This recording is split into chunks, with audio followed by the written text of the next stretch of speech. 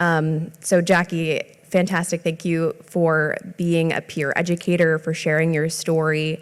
It helps, other young people to see that it can happen, and that both to them and that they can find relief, and that they have someone speaking to them from also where they are. So I'd like to introduce our next speaker, Milcah. She's our first endo educator to present the new materials on Maya. Thank you. Thank you so much, Jackie, and thank you, Carolyn. It's okay. Good morning. Can we stretch a little bit? Who among you here are not from New York? Oh, can you stand up? Wow, all right. Okay, thank you. So it means that we are not, some of us are not from here, and you really take time to come over and attend the conference. Thank you very much. I'm like you last year. I came all the way from California to be here for the Endo Foundation Conference, Patients Conference. And as soon as I get into the door last year, I hear Dr. Seconds talking, and in less than a minute, I feel home. I know this is where should I be. These are the people who understand what I'm going through. For a very long time, I don't have that group. So I know you're here for the reason. So I'm gonna start with my presentation. I was just a young girl like Jackie, unprepared for the realities of becoming a woman. The onset of my first period brought with it not just a blood, but a cascade of killer pains, excruciating pain, nausea, and so much more. I know everyone who had endometriosis can say, like what Jackie had experienced. Like Diane. It was shocking, and it left me questioning, is this what it should be? Or is this what I have to endure simply by being born a woman, a female? I actually envy my brother. I wish I'm a boy. For years, I battled this unseen monster alone, because even my mom doesn't understand what I'm going through. The pain was not just physical. It was isolating. It eroded my spirit, my will to fight. I reached a point where even my work suffered. My supervisors were clueless to the trauma that I was enduring monthly. They thought I'm crazy, like mental. It took me 15 years of suffering before I even took a step to consult a doctor. I even begged him to do a surgery on me because there's something wrong in here, but they can't see. A decision that led me down to the path that I would never anticipated. I was in Dubai at the time. The surgery should be supposed to be something good, but a turning point. Instead, it left me with scars, trauma, both physical and emotional. I don't want to be touched by the doctor again after that. The diagnosis of endometriosis was a relief, simply because it had a name, but it was also the beginning of new battle. Imagine, on the bedside, after 2 weeks after the surgery, I came to the clinic, and he told me, good news, you don't have cancer. I'm like, yeah, but you have endometriosis. I'm like, what's that? I never heard of that word. And he said, that has no treatment. I'm like, what? Can't you do something? I was like 26 around the time.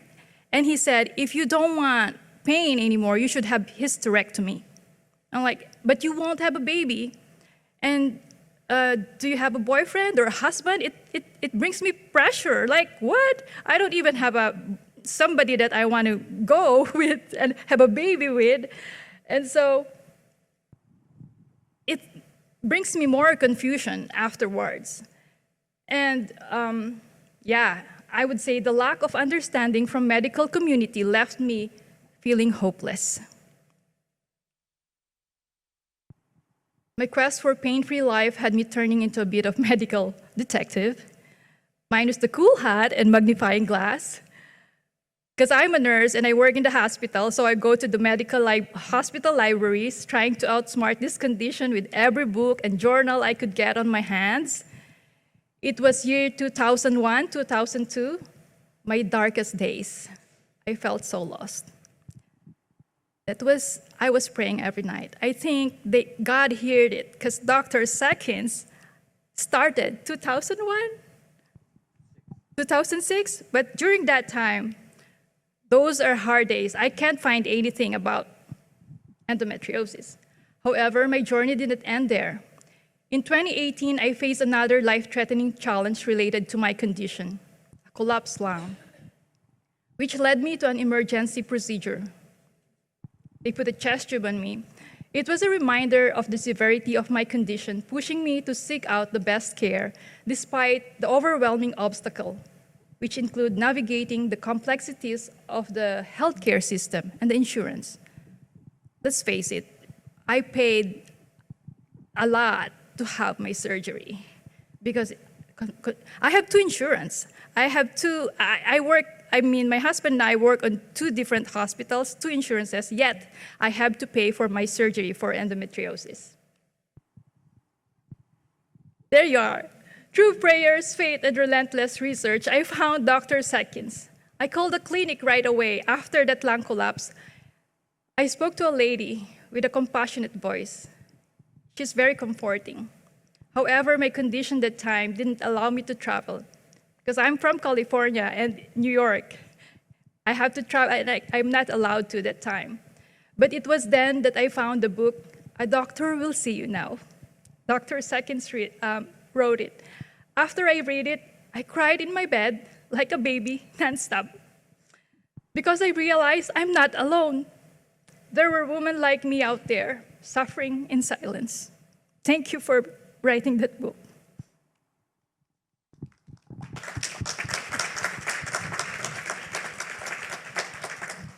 Armed with courage and knowledge, I pursued to search a doctor who could help me. I called Dr. Nessat's clinic, and I'm a doctor who ultimately performed my surgery. After that, I really trust God for that. And after that, excision surgery is very different from the cauterization. I will tell you because I had both. I share my story not for sympathy, but to illuminate the dark corners of a condition that affects millions of women worldwide, yet remains shrouded in misunderstanding and stigma. We can't even talk about periods. My mission now is to empower, to advocate for awareness, and to support those who suffered and continue to suffer in silence. This is why I'm here. I met Caroline last year, and I was just all smiles. Talk to Dr. Seconds, what can I do? Thank you so much. I want to give back because of what I know. The ENPOWR campaign represents more than just awareness. It is a call to action. It's a plea to bring knowledge and understanding to every community, to educate young girls and women about the realities of endometriosis, and to offer hope when there's none.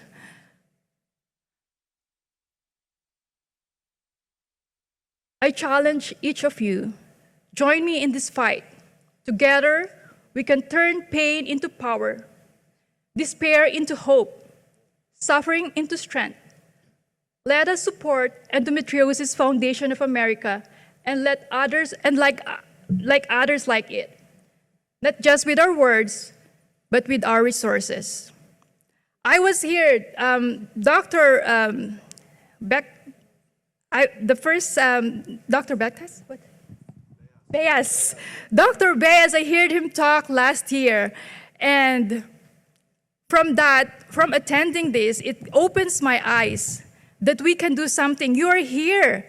Each of you are here. We can do something.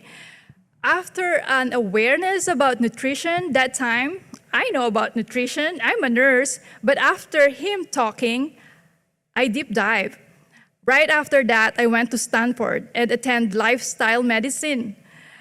No, it's plant-based diet, and applied it to myself. I can assure you, I have gland collapse. They did not do anything with that. But right now, I'm pain-free. I'm so excited, new life. For 5 years, no nothing, just healthy lifestyle. My endometriosis didn't come back. You can do it too, I assure you. 30 years of endometriosis pain, 15 years before my diagnosis, 30 years before.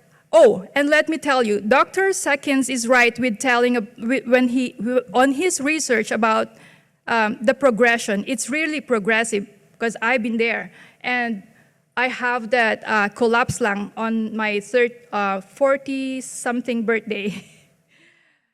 This year, I just want to give back to the community and let every girl, as much as possible, to know, so we don't have more girls to suffer on this. This is my timeline of my endometriosis journey. Imagine last year I'm just here like you, and now I can't believe it. I'm standing here and presenting this, and I'm speaking. I can't believe it. My journey from darkness into light is not unique. It is a path many of you have walked, are walking, or may walk in the future. But together, we can forge a new path, a path of awareness, support, and healing.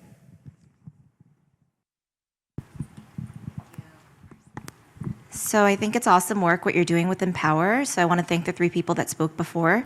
And I have a question on when you're doing your